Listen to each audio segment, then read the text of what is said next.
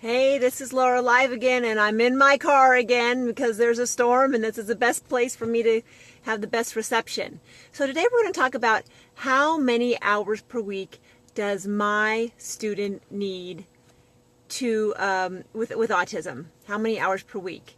We're there's a lot of talk about this, and you really can't find the information anymore on the internet because there's so much information.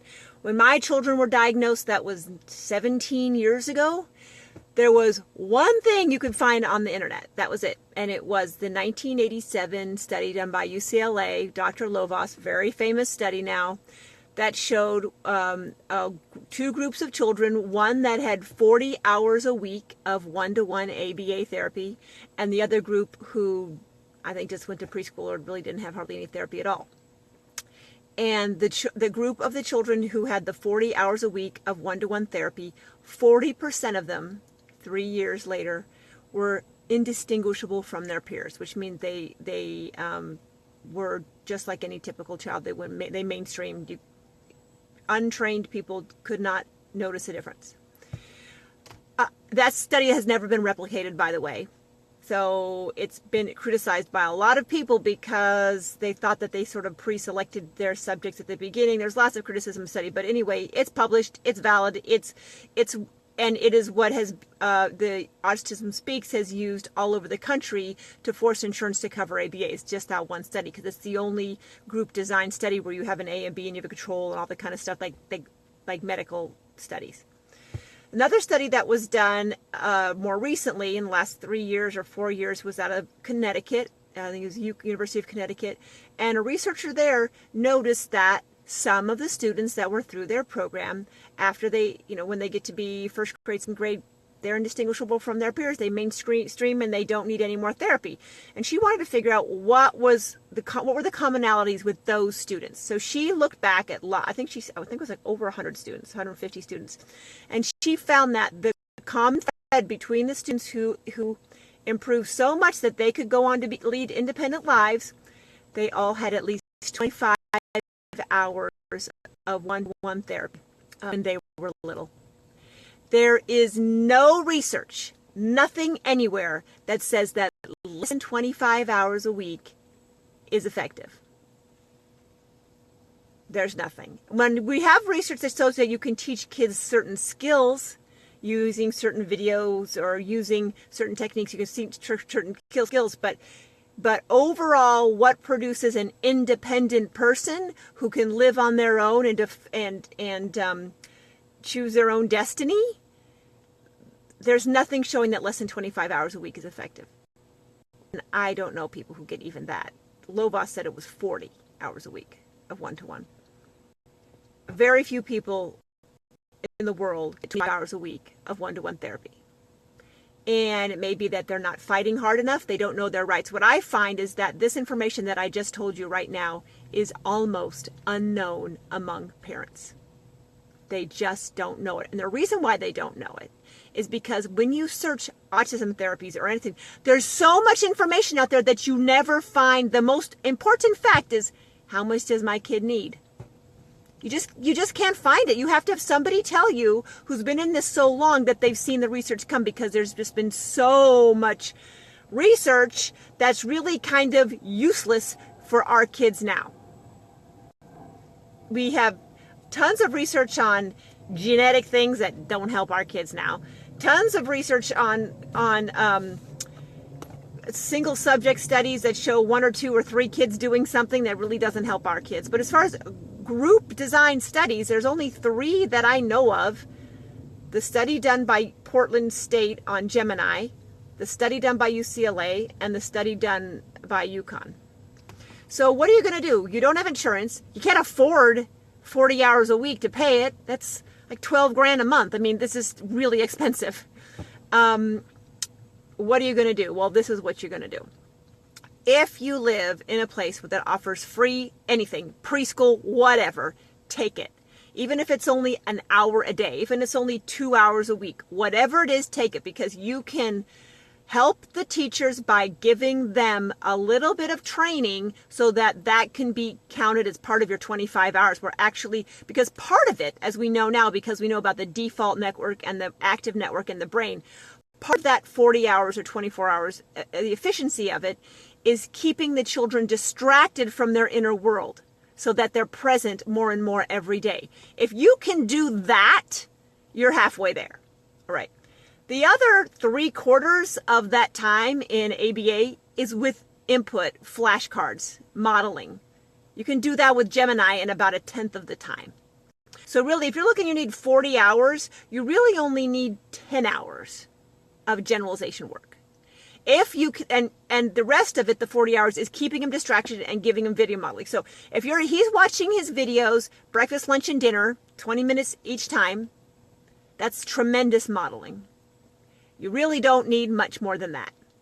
If on top of that you are keeping him distracted, taking him to the pool, getting him to the park, keeping his brain active, and then you are generalizing the information. So whatever therapy you've got, whatever you've given you, what if they've given you an hour a week or 5 hours a week or whatever they've given you, make sure they're not modeling, they're not wasting it in modeling, that you can do that with the computer during lunch and breakfast. Don't do that. Make sure that they're not just playing with them either, because you can do that. Make sure that they are generalizing the videos. That's something that really, it takes some training, or I guess the more training you have, the better you are at it. And these people usually have a lot of training and specific training to do exactly what you want them to do that you don't have as a parent. So if you have if you're lucky enough to have these therapists, no matter what they are, if they're neurodevelopmentalists, if they're floor time, or if they're sunrise, if they're ABA, if they're PRT, whatever they are, they're really well trained at generalizing. Make sure that you bring in a list of the flashcards, and you can print those out from, if you go on your Gemiini account, you go in the child's My Sessions, click on flashcards, print them out, bring them with you every week. Say, this is what we're working on this week. You can even cut them up for the teachers. Cut them up and say, here, this is what we're working on. So they will know how to get the kid to generalize that information. Even in the Lovaas study, only about 10 hours a week was spent on generalization. The other 30 was all modeling. So if you take that modeling out and you get him or her distracted from his inner world every waking moment, you got your 40 hours or even more. You got it. So, something that what I love about one of my favorite things about Gemiini is that it gives control to the parents again. You don't just feel like you're helpless. You actually can do something.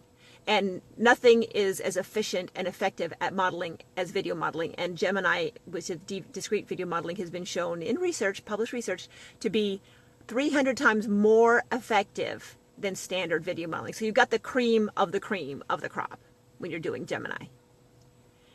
So, there's hope, but there should be.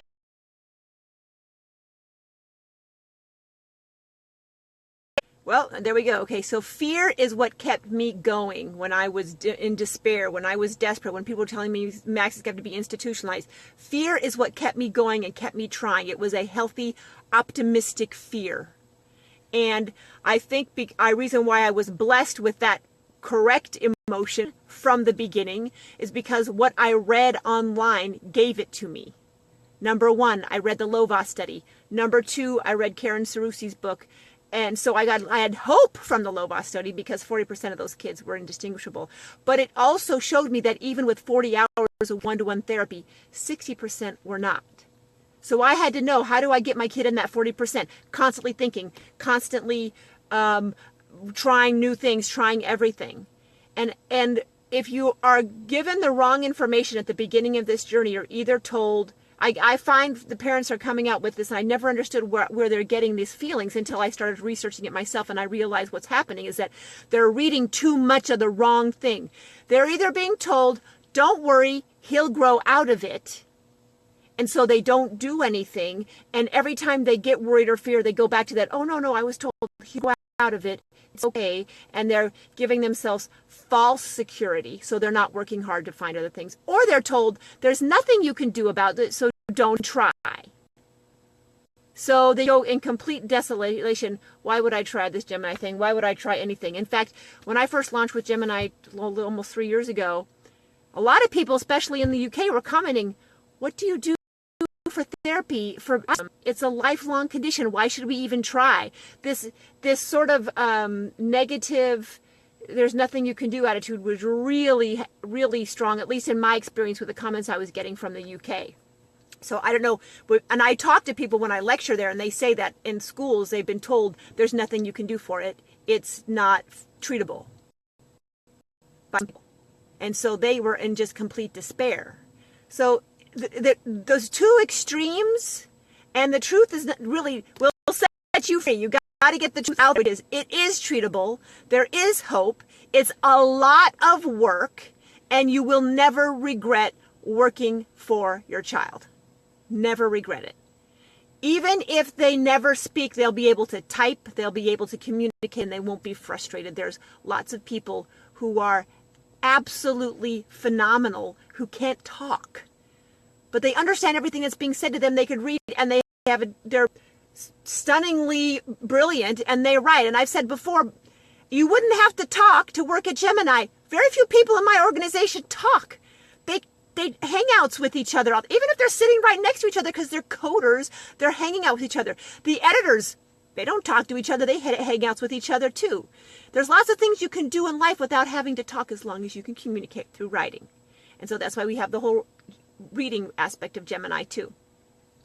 So just to repeat, less than 25 hours a week has never been shown to be effective in any research anywhere. No matter what your school says, no matter what your regional center says, no matter what anybody says, it's never been shown in published studies to be effective. Now, you may have, well, Mary's kid down the street, he just went to school, and look at, he's in 5th grade, he's got friends. Like, yeah, Mary's kid is a one-off.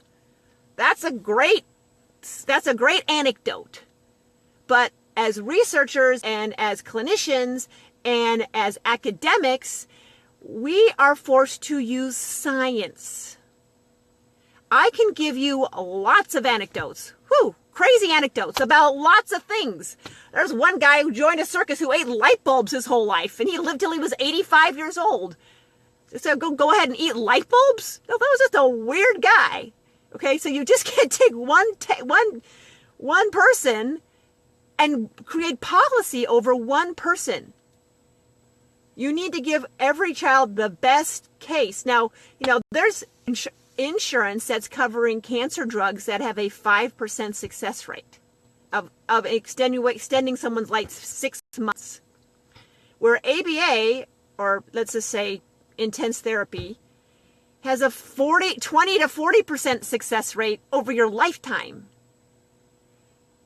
So the thing is, though, you have to start it really young to get those results. At least that's all we have is in published research. And we're talking about starting it before 40 months. So where are we going back to? There was a study that was presented at IMFAR. I don't know if it's been published yet, but it's really exciting. It's a guy who did a meta-analysis or survey, and he said that 30% of the children who get therapy right when the moms think there's a problem. So we're talking about 12 months old, 18 months old. When moms go, something's not right here. We're not developing the way we should.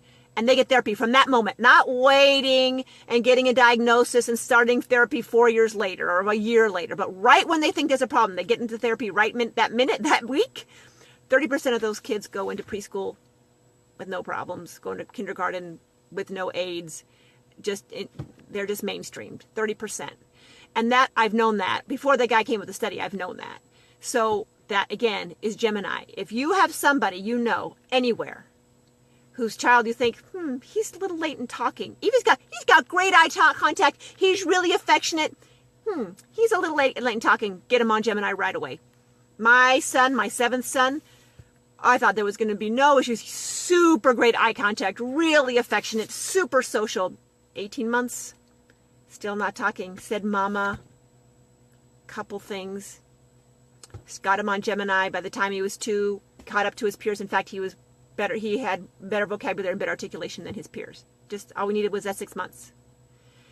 So, and that's why we're going to be pushing a huge public service announcement for everybody, just the signs to look for. If your child is not talking at 18 months, start Gemiini now. It's so cheap. You could probably do it for a year at that age and catch him up. I keep thinking about Liz Lane in Ireland because she's got 2 kids. Her daughter was 4 years old, like in the 10th percentile language. Her little guy was about 18 months old, not talking, and in the 1th percentile, just really low on no pretend play, no eye contact, nothing like that. She started him with Gemiini. 2 years later, he went into preschool, mainstreamed, and he's now he scores way ahead of his peers in language. He's super social. She got it. She caught it. Now, there's something neurologically that Gemiini is doing in the brain. We're going to find out because we're going to be doing some fMRI studies pretty soon. But we don't even, as I talked to one of the lead neurologists in the world who's doing the study, he said, we know that something's going on because look at the results. We just don't know what. What was not connected before that is connected. And that's what we'll be able to see, like before and after. It's going to be really fascinating. But there's no reason not to start. Start. If you have any autism in your family anywhere, I would start it no matter what. Just when they're 18 months old, this is what we do. It's just preventative. You get shots to prevent disease. Get this. It's a lot less painful than a shot. And it doesn't have any potential negative side effects. Those warnings on the shot labels can make you pretty nervous. No warning label with Gemiini. You just get it done. All right. So you're welcome, Kristen. You're welcome, Kristen. This is it for Laura Live today. And catch you up on Wednesday. I'm hoping that my reception's getting a little bit better now. I'm actually had to move in my car to a place where I can get better reception. And don't forget to subscribe and to share. Bye-bye.